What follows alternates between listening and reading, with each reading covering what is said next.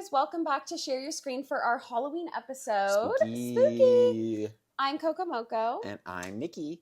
And we are going to be talking about ethics and media literacy in creating content, not just within YouTubers, because there's certain conversations around Mr. Beast happening, for example, David Dobrik, but also it's happened in traditional media as well, and how certain things slip through the cracks, but are still, I think there's not a right or wrong answer or good or bad. We're going to talk about specifically Blair Witch Project because it holds the Guinness World Record for the highest grossing film of all time compared to how much it cost to make, which we'll talk about. Right. But it came at a cost. Yeah, and I think this is a really good case study for like why this regulation exists in traditional media, and the results of a lot of these things are maybe why it should exist, or there should be a conversation around it in digital media and content creators, when they're essentially like, we're seeing creators scale to the point where they are entire media companies with hundreds of employees sometimes. And the lack of regulation around that, even though they are effectively doing the same thing at that point. You know what I mean? If you have 100 people working on a production, like whether it's going on YouTube or whether it's going on Hulu, doesn't matter. Well, and the problem is that they don't have 100 people working on it, and yet they're producing the same revenue and the same stakes and viewership. So we're going to get into all of that. And while we have you, for those of you guys watching on YouTube, if you comment down below, let me know what your favorite scary movie franchise is. Mine is Scream, as you can see here, because it's meta and it's ironic and it's a take on like the irony of scary movies. But comment down below and also let us know what you thought of this video, what topics you want us to cover next. Mine is Saw. Really? I Did you see the new one? this. Like, no, I haven't. I would love to. We should go together. We should go see it. I love a psychological thriller. I know. Like, I can't just get into something like, ooh, it's a ghost. Ooh, it's scary. A zombie. No, I don't want that. I need that like precipice of realism. Exactly. And like, how would real people actually behave in that situation? That's what freaks me out. That's what I like. I agree. That's why I always say like The Purge is one of the scariest movies to me, because it's so realistic. Yes, exactly. Like, it could happen. Exactly. It's like so. You're like, whoa, like society could really head in this direction. Exactly. Yeah. Like, but whereas when I see zombies, I'm like, that's just not going to happen. Yeah, I just don't care.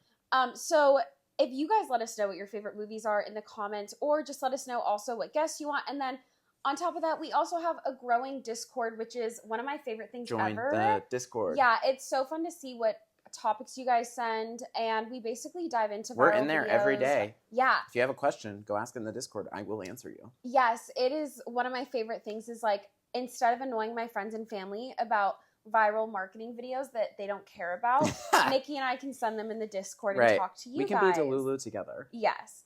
And lastly, for those of you listening on podcast, if you guys give us a rating, that helps us so much grow up in the charts. Please. So yes, ratings help, subscriptions help, comments, all of that. We are so grateful for everything. And with all of that being said, we are going to roll into the video.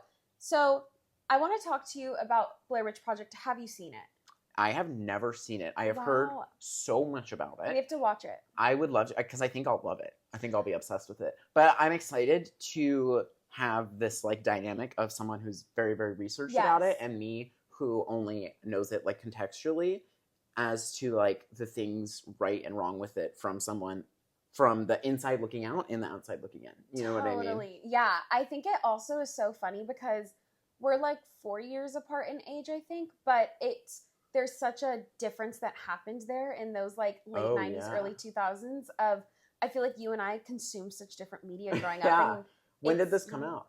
1999. Yeah, that's literally the year I was born. Yeah, no, it's so I feel, and I remember watching it as I got a little older, but so I think we should do a video where we watch Blair Witch Project, and we can do like Nikki before watching and then Nikki after, and then you like give your thoughts. Oh, I would love that.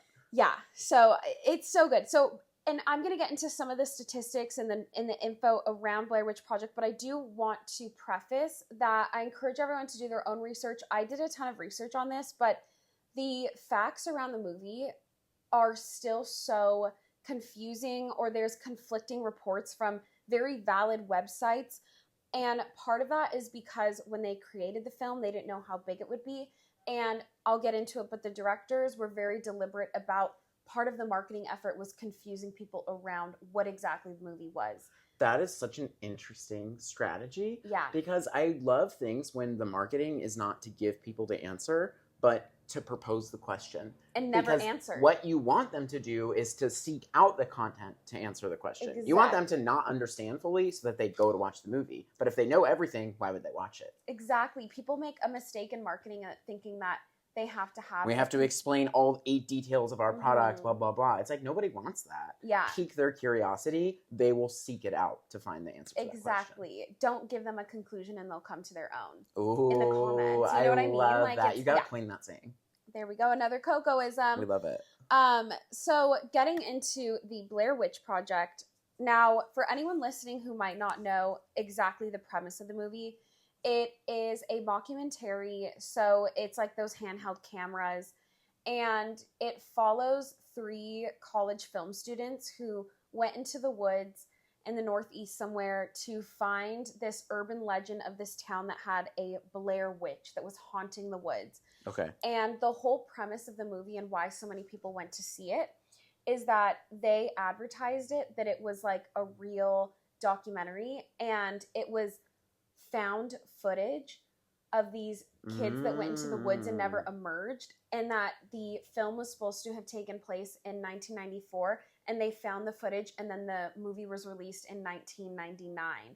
And it was like, this is what happened, and we're trying to figure out where these kids are. That's so genius. Yes. I also, again, it's like, I think things that go the most viral are like, again, things that touch that precipice of reality. Yeah. Like things that make you question, could this have even happened? Like a tiny town having like an urban myth about a witch is like so believable. I'm sure there is a town somewhere in the United States that has that. You know what I mean? Even if it's fiction. I'm also interested, like, maybe it's because this was in 1999, but there's a lot of laws about false advertising. Like, it's interesting that they could claim this was a documentary when it was fiction. Right. And I think, in my humble opinion, as not a lawyer, they weren't you will come to find out that they weren't very worried about ethics and following rules. Okay. In fact, in one archived article that I found a few months ago when I first wanted to make a video on this, it was an interview with the 2 creators of the movie, and they said that they couldn't hire SAG actors because they intended to break every SAG rule there is. And they did. And we'll get into that. Humbly in my opinion. All right. So getting into some of the details here, according to the Hollywood Reporter, the movie, this is where there is confusion again. The initial cost is estimated to be around $30,000 and $60,000. And it would go on to earn $249 million globally, which I believe was around the same amount that... $249 million? Which is around the same amount that Keanu Reeves' Matrix movie came out that same year, and it went toe-to-toe with the Matrix. That cost like hundreds of millions to make. I mean, that's more than the Barbie movie made. I think over time the Barbie movie made more, but it does hold the Guinness World Record for top earning film per dollar spent. Right, like highest ROI. Exactly. Yeah. And so it is said to have made $11,000 for every $1 spent. The Blair Witch Project. Whoa. Which is crazy because the actors in the Blair Witch Project got paid a total of $8,000. So for the entire experience? For the entire experience. So the actors didn't even make what was worth $1 to film.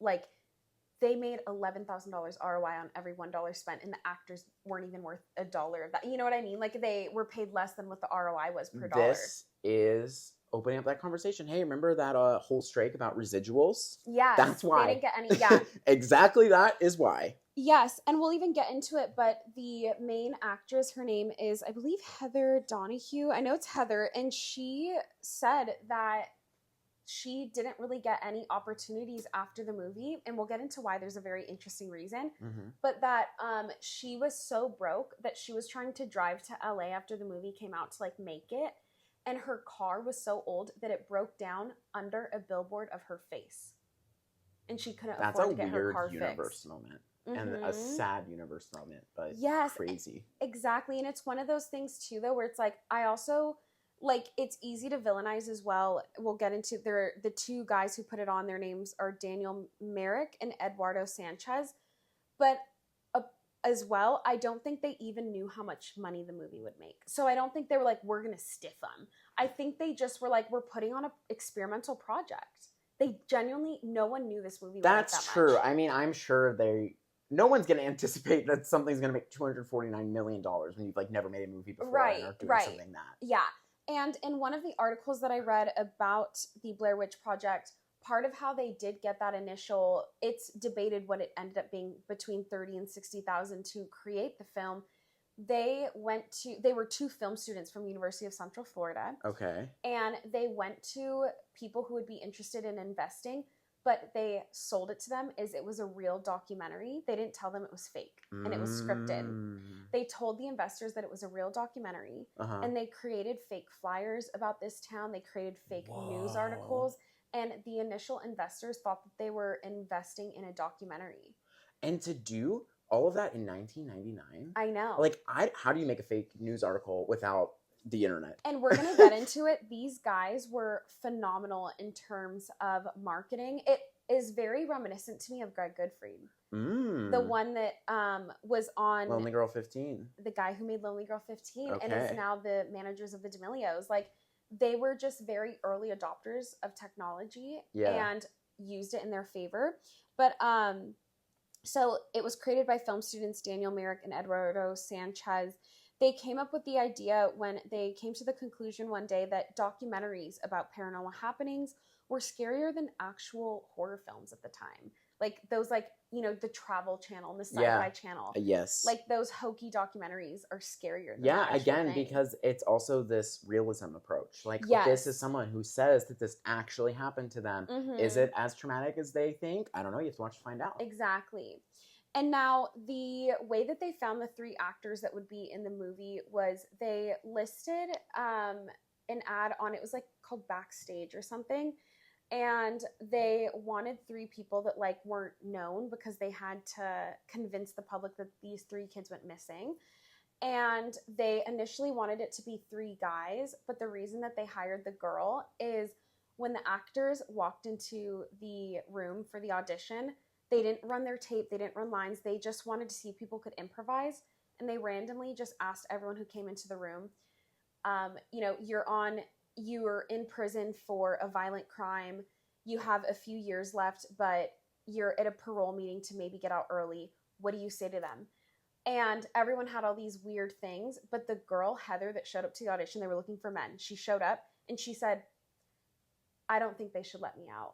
And no one said, like, no, actually don't let me out. And they were like, oh, she's got balls. Like, we need her. Yeah. So they had the three people that are in the movie. I love that. They had to teach them how to use the equipment because the whole premise was that they wouldn't have a crew with them. So it was just the three of them in the woods. They were literally given a GPS system and they were taught how to use the GPS system. Okay. And they would film for 8 days. That's where the $8,000 comes from. So they got $1,000 per day.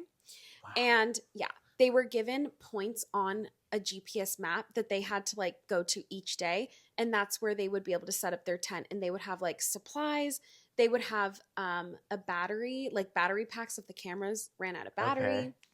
And this is, so like, do the actors think that it's real? Like they think they're chasing a real documentary? So that's where, again, there was some confusion on reporting.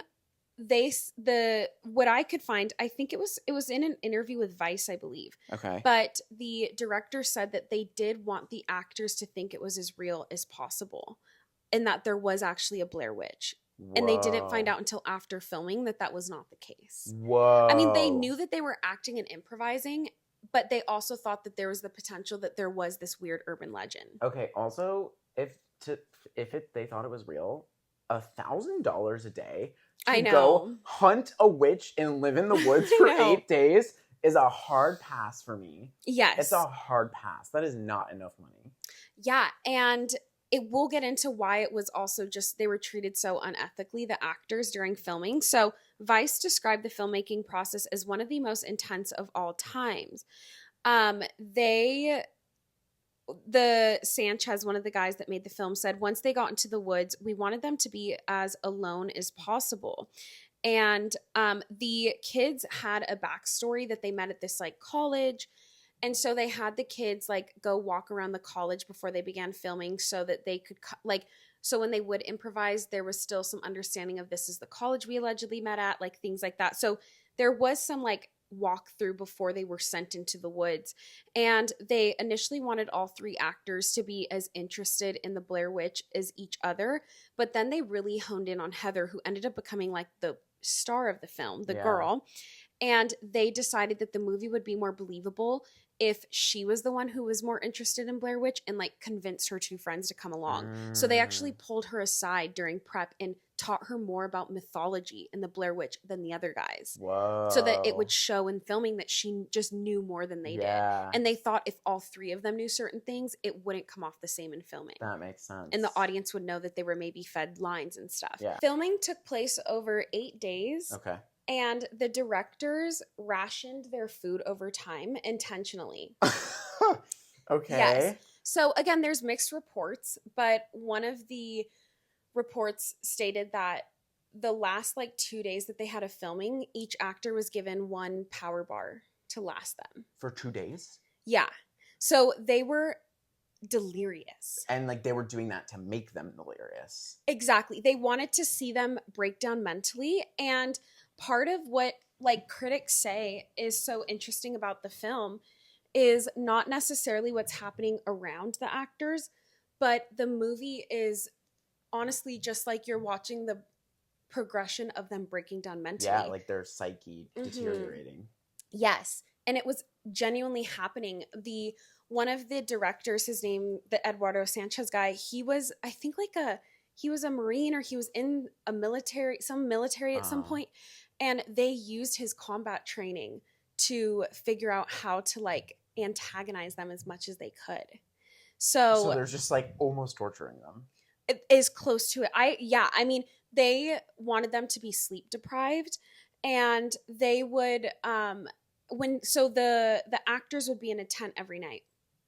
And one thing that the directors would do so that they would be sleep deprived, and one of the actors in the film said that this was the scariest part of it for all of him. Okay.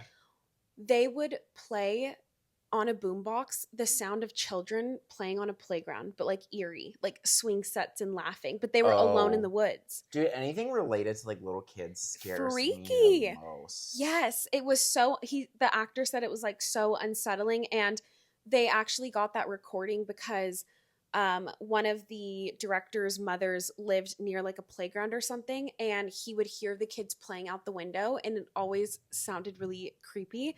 So when they knew that they were gonna go forward with this film and they needed ways to antagonize the actors, he like tape recorded the kids playing on the playground. And also, again, it's crazy to me this happened in 1999. It's not like someone walked out to their playground with their iPhone and like hit voice memo. Yes, it was intentional. You had to like go to Best Buy and get like a tape recorder. Yes, Circuit City. Yeah, Circuit City. Circuit Radio City for Shack. Sure. Oh, we love Radio Shack. Yes. So it was very intentional. And now another source, it's called Creepy Catalog. The actors had a safe word taco. I feel like if you need a safe word on set, like that's also, maybe that's a normal practice. I'm not sure. In the article, they never say if the actors actually had to use the safe word. And part of now, so as the filming ended, the actress Heather Donahue said that she was shaking and crying for hours after they were done filming and removed from the set because of how traumatized she was. Like her nervous system wouldn't calm down. Sleep deprived, borderline starving, dehydration. I would be in shambles. Yes. And if you watch the movie, one of the things that happens is one of the actors goes missing. So it ends with just 2 of them left, and they find this like abandoned house in the woods. It's like the final scene. We have to watch it. We need to watch it. But they didn't want the actors to know that that was part of the plot. So each of them would get like a note card at each new map checkpoint. Okay. And the guy got a note that was like, tonight you're going to leave the tent without them noticing. If they ask, say that you're going pee. and like, don't let them know what's actually happening. And he didn't even know what was happening. So he left the tent, and then they were there to then take him away. And they even recorded audio of him screaming and stuff to like antagonize. So the actors, once they started to wake up the next day, the guy was missing, but with no explanation.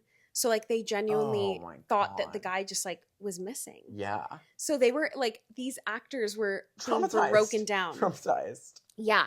Now I want to get into the marketing of the film, because again, it's like, as much as obviously the filming sounds quite unethical, the film is regarded to this day as like one of the best horror films of all time. Okay. And there's a couple reasons for it. But it came out in 1999.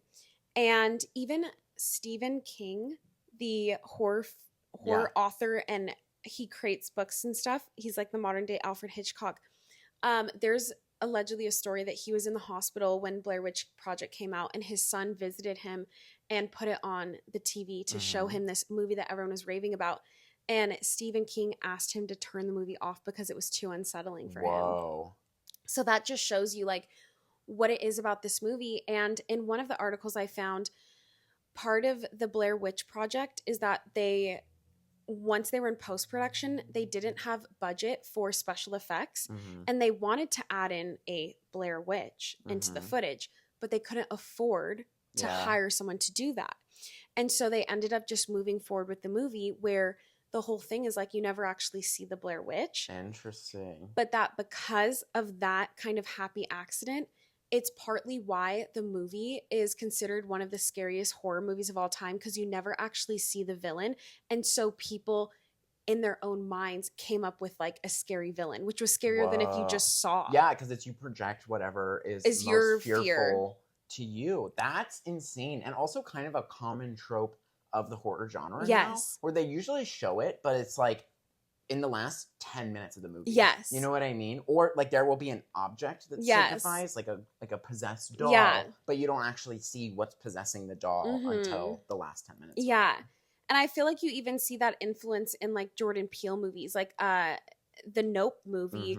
It was this thing in the sky, and you kind of saw it change form at the end, but like the whole idea was that you never really understood what it was or what its motives were or where it came from. And that was scarier than if it was like, you know, a little gremlin in your closet. Yeah, it is literally human nature for our greatest fear is the fear of the unknown. Exactly. That is Wisdom of Insecurity by Alan Watts. He talks about it. Wow. It's like why we have this obsession with like explaining the unexplainable as humans. Yes. Yeah.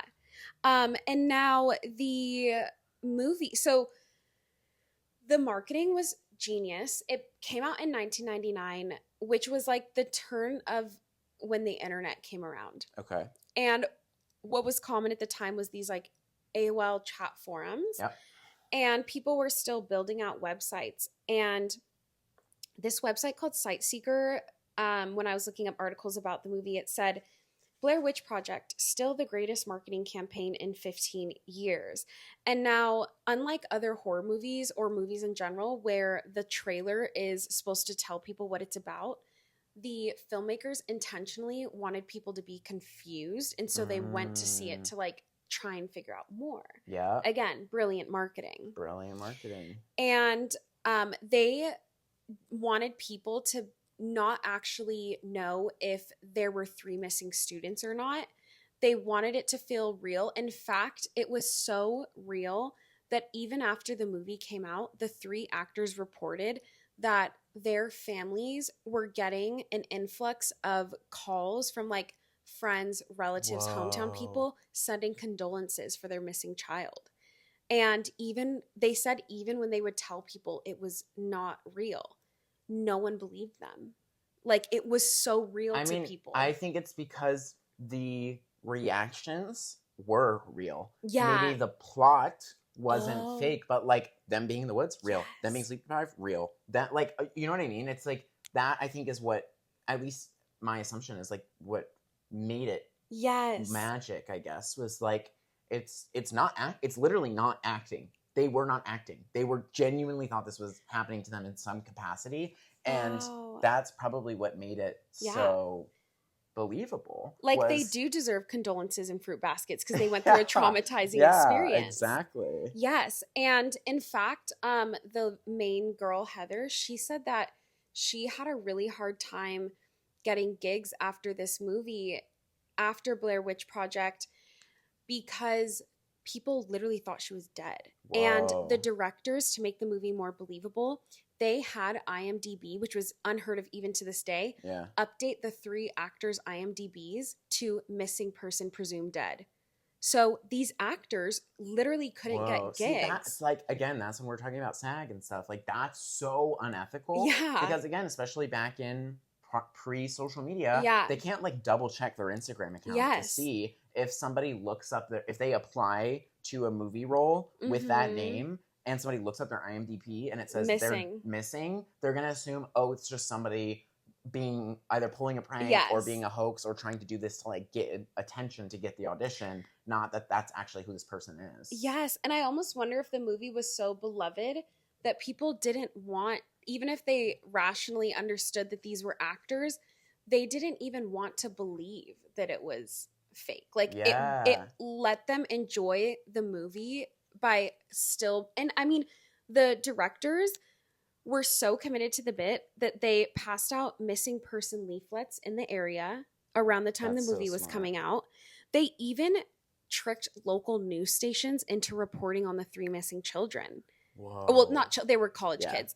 And the main actress, she said that she ended up having to quit acting, but that when the movie came out and she saw it was successful, again, she only got paid $8,000. She was driving from her hometown to LA to try to make it as an actress. She was in the biggest movie at the time that was holding its own against The Matrix with Keanu Reeves. And, like, you know, the universe timing, her car broke down and she couldn't afford to fix her car. And it broke down under a billboard with her face on it. That's insane. Yeah, and she ended up having to leave acting because no one would book her. Because they literally either typecast her or thought she was dead. There is a curse of being too good at playing a role in Hollywood. This is actually something that Steve Carell and Rainn Wilson, so people who played Michael Scott and Dwight from The Office, talked about. Was Rainn Wilson said that he was, like, so beloved and known for this role that nobody wanted to book him. Wow. For anything. He was like, one, he wanted to get into more serious acting. Not at all. They're like, you're Dwight, you can't. And then he even tried to get into comedy, and people were like, no, like, if we don't have a Dwight character, like, it doesn't really make sense for you here. He got typecast. Same thing happened with Steve Carell. And he said that it was, like, one of the hardest things to get out of. Is, like, they were so good, it's all people wanted them for, but also that put them into this box where they could never, their career had no growth. Yeah, you, like, triggered him. I think I listened to a podcast years ago with Rainn Wilson where he finally got cast for some movie, and I think it was even maybe, like, still kind of a comedy, and it bombed at the box office. And he felt so, like, disappointed and truly felt like he was so good at playing Dwight that like Hollywood would never cast him in another role. Wow. And it truly is, you're right, like, as an actor you almost don't want to be too good at the role you play. Like, so good. Like, someone who I think that this could happen to is Jenna Ortega. Oh, with Wednesday and stuff. Wednesday and Scream and, like, you know what I mean? She's, like, so young in her career, it's hard to tell, but it wouldn't surprise me if she ends up facing a lot of adversity in that way, where people only want her to play this very dark, monotone, feminine character and nothing else. Yes, totally. And yeah, so, and, like, also with the Blair Witch Project, something really fascinating that they did is they launched a website, blairwitch.com. And on it, they wanted to have all of these, like, news articles and leaflets and blogs about the 3 film students that went missing. And they even worked with the Sci-Fi Network and put out a mini documentary about the Blair Witch so that, like, again, it was believable. Yeah. And they had this website called blairwitch.com. They took out an ad in Variety magazine the week that the movie was coming out, which was not uncommon for the, movies to do. But instead of having like a typical like, graphic and why you should come see the movie and, critics love it, whatever, all it said was it was a blank page and it said blairwitch.com.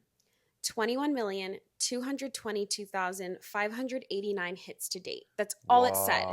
No explanation for what Blair Witch was. And it was at the time where internet was starting to become something people were adopting. So they had the number of how many people had visited their website the week leading up to the launch of the movie.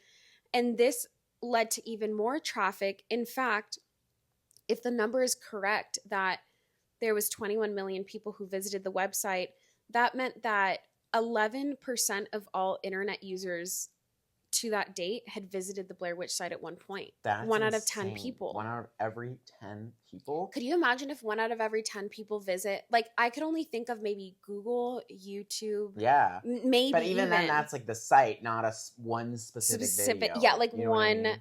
Yeah.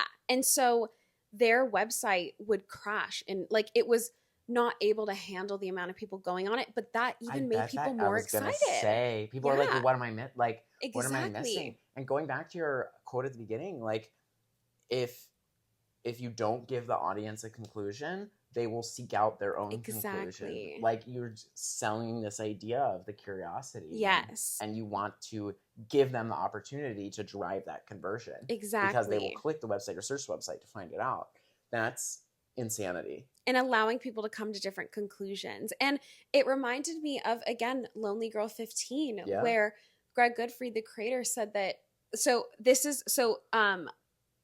note, the creators of Blair Witch Project, there were forums discussing it on like AOL and stuff in the lead up to the movie where people were trying to figure out what this Blair Witch was, if there were actually 3 students that went missing, and they would create usernames that didn't seem like they were affiliated with the movie. Like they were just also other fans. Okay. And they would go into these forums and purposely confuse people or ask questions that would like get a big reaction. Yeah. Or if people were doubting the validity, they would leave comments being like, no, this is why I think it's like a real documentary. So they were like planting these seeds of confusion within forums to make people even more interested. That's insane. Yeah. And so, and then one other thing about the movie, and then we'll just talk about like what our thoughts are and then how it relates to YouTubers, is it was the first ever movie filmed this way that like premiered in theaters where it's like a handheld camera. Like they're holding, it's very reminiscent of what we see with like either vloggers now or like even Paranormal Activity was inspired by Blair Witch, but even that was like nanny cams that were like stationed for the most part. But audiences were not used to Blair Witch Project style of handheld camera, that there were reports of mass people getting sick during the movies. Whoa. Like throwing up. Like nausea. Yes. That there was even one theater in Toronto that had to warn people if they were prone to motion sickness, they were required to sit in aisle seats so they don't throw up on other moviegoers. That's insane. Yeah. Which is crazy. But it's like, no one was used to this style of film for Blair Witch. Yeah. And I think that mass hysteria sounds like a PR nightmare. I think, again, people wanted to go see the movie even more knowing that people were like throwing up watching it's like, what is so scary? Like, even if a friend told me I watched this new horror movie that was so terrifying it made me throw up, I would be like, what? Yes, exactly. So that was kind of the data that I could find about Blair Witch. Again, it's there. I mean, I encourage everyone to do their own research. There's a lot of confusion around certain timelines and dates and prices because I think that was the strategy around the movie. And it was also in the beginning of the internet where people weren't really documenting those things the same way. And they weren't with like a big publication or anything. So I just think that it's one of my favorite movies. But I do feel for like the way that the actors were treated. And it makes me think of like when we were discussing this video prior to filming, you brought up there's something happening as we speak with Mr. Beast right now, right? Yeah. Can you dive into that? So he is getting a lot of backlash because he posted a video or a screenshot on Twitter of like a video that is currently being filmed because his videos are like generally like 30 days or like months long. And it is him locking 2 people inside this room. We'll edit it on screen. And it's an insane asylum. Yeah, it's like no windows. Padded walls, 2 beds, like nothing else. This fluorescent lighting. Like, people are like, are we not going to talk about how he's literally just monetizing their trauma? Yeah. Like, the concept is it's like 2 people locked inside this room. Last person to leave gets $500,000. So whoever leaves first loses. Other person wins. Yeah. And no time limit to it. No. And one of the things I said was like, that is a domestic violence situation waiting to happen. After a week, one of them's just gonna like try and physically force the other person out. Yes. Of the room. For sure. Yes. No doubt in my mind. Because what is it? I think you already said, but $500,000. $500,000. That's life-changing. Yes, life-changing. Even Jeff Bezos would fight over $500,000. Like, it's a lot of money. It's a lot of money. And I just think from a media literacy standpoint, anytime, like what happened with David Dobrik and the Jeff Wittick situation. The excavator injury. Or Mr. Beast content or something like this. Like, from a media literacy standpoint, I think that's like important if you're watching a video to sit and think like, am I watching somebody monetize someone else's trauma? Yeah. Like, that is a really scary and slippery slope that just should be questioned more than it is. Yeah. Like, even with David Dobrik, the whole Dom situation, when he like locked those girls in a room, even if it's a prank, you're monetizing somebody else's trauma. You're monetizing the possibility, even if it didn't happen, that somebody could be essayed in that room. You know what I mean? Like, that, the second that's happening, I think it's important from a viewer standpoint too that we acknowledge that behavior and call it out. Well, and also the power dynamics. This happens on like reality shows as well, which we have an episode about. Is a great point. Yeah, it's like if you're doing a competition that is based around money, you inherently are going to have a power dynamic between production and the person who needs that money. Yeah. And like, they're more willing to do things that maybe they wouldn't be open to, because there's like this kind of carrot hanging in front of them. And to your point as well about like the production side, what's crazy to me, and I think it was the first time I realized it, was with the accident that happened with David Dobrik, where these YouTubers love boasting about how much money they make every year. They love being on the top of the Forbes list. They make, I think Mr. Beast made $82 million last year. And I'm a fan of Mr. Beast. I think he's very well intended. I think he's a great influence. But I think it's one of these situations where when your entire video success is predicated on doing something extreme and more extreme every video, you're eventually going to turn into dire situations. Yes. Because it's no longer fun for people to like, you know, give out $10K in a Walmart. They have to have 2 people fight over $500K in a windowless room. But what I was going to say too is like, these YouTubers love to boast about how much money they're making every year and how many views they get. And they're competing with CBS, ABC, Fox, Netflix that are producing, you know, American Ninja Warrior or Big Brother. And yet these YouTubers then want to play shy church mouse when they're now being asked, okay, so you're bringing in the same viewership and money as American Ninja Warrior and Big Brother. Where's your on-set psychiatrist? Where's your on-set medical professional? Where's the insurance for your set? If David Dobrik had insurance, Jeff's surgeries would have been paid for. Yeah. Or, but he didn't. Yeah. And even like, that's extreme. That's like extreme examples. Yeah. Let's talk about things like, are they taking a legally required lunch break? Yes. Are they like getting paid overtime if they go over 8 hours? Yes. Like, it's crazy the amount of exploitation. Not even to mention children, which is a different topic for another day. Yeah. But like even slippery slope. And going back to your other point too about like the escalating, like when you always have to have a bigger and bigger thing, like Mr. Beast is like, I always think about like prank content is another great example where so-and-so is, you know, at first pranking people in Walmart and then a year later you see them doing something in an airport that ends up shutting down the entire airport because somebody reported it as it could have been a bomb threat. And I'm like, you know that you're not supposed to do that. Like, you know that. But they feel this pressure to escalate. Yes. Because if not, like, what are you going to do? You know what I mean? And it's just, And it's again, media literacy. Like if you see someone pulling a prank in an airport, like, haha, guys, I left my briefcase right here. Let's see if it freaks people out at the airport. No. Yeah. No, let's not. Maybe all of these people paid hundreds, if not thousands of dollars for vacations or business trips or whatever that they're going. And it's not funny for you to derail the entirety of that. Yeah. Like, it's not, you're just being mean. You're literally bullying people in public and monetizing it. Like, I don't know. I hate stuff like that on the internet. Well, and it also makes me think, like, of course I think it's nuanced and there's no right or wrong answer, but if you are the type of creator that has to rely on putting other people in dire or extreme situations, whether it's a prank, whether it's fighting for $500,000, whether it's gifting someone a Lamborghini, are you just not that entertaining yourself? Whereas, seriously. Like, I think of there's certain personality creators like the Emma Chamberlains, the Bretman Rocks, the Brittany Broskis. They could be in a cardboard box with a Motorola phone and they would make a great video because they are interesting. Yes. Not either pain or humiliation that they inflict on other people. That is what I mean? So like, are you not interesting? Can you just hold a video on your own? And the answer is probably not. Yeah, and not everyone. It's a skill that 0.0001% of people have. It's hard. We're trying to grow YouTube. It's hard, but it's like, it's a skill that like you have to be able to hold your own.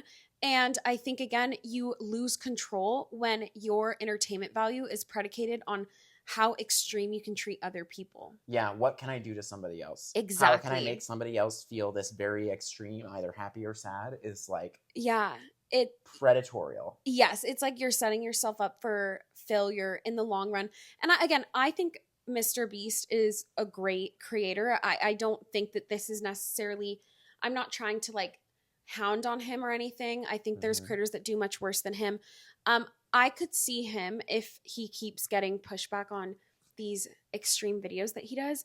I feel like he should go and work with like a Netflix or a streaming platform to like be more of a behind the scenes producer. I mean, I'm sure he's been offered that. Yeah, but like, why would he? Yeah, I'm sure he has. But I'm sure YouTube pays him a good price to stay on their platform. That, and I think too, it's probably like I just think the autonomy that YouTube offers is unlike anything else. Like nobody owns it. But I think it was a really great conclusion to like bring together what we saw with traditional media and what still happens online. Yeah, and that there's a reason that this stuff is illegal. Yeah, and there's like never a right or wrong answer. You never know. It's just always every day trying to be a little bit better than the last. Absolutely. Yeah. So I hope that you guys enjoyed this episode. It was our Halloween episode. Ooh. Comment down below, again, what your favorite scary movie is, maybe what you plan on being for Halloween, and let us know what guests you guys would like to have us on in the future. And we really appreciate you guys. Yeah. Like, comment, subscribe, give us a rating. Bye. Bye. Hi, you guys. Coco Moco here at the end of the video. I just wanted to let you guys know that Nikki and I are going to take a little 2-week break. We've been loving doing the videos. We are going to miss you guys. We just want to have that breather, have that vacation. Nikki is in France right now, which is so cool. And I'm just going to be spending time with family. If you guys do want to listen to some long form videos and podcasts while we are away, I do have my pod Ahead of the Curve with Coco Moco that you're always welcome to join, or you're always welcome to listen to. I have a Discord as well. Like Nikki and I, we have our share screen Discord. So we'll still be in touch. We'll still be making videos. We're just going to take a little 2-week break to reset, get mentally ready again, and then hit the ground running in November. If you guys have any topics you want us to discuss, if you have any guests that you want us to come on, let us know, because we are going to go sit at a coffee shop and make an Excel sheet of guests that we want to reach out to. So we would love to have your ideas and anyone that you think would have good chemistry with us, or that you just want us to ask some questions about their career, about their background, what makes them interesting, things like that. So thank you guys so much for listening, and I will see you in the next video. Bye!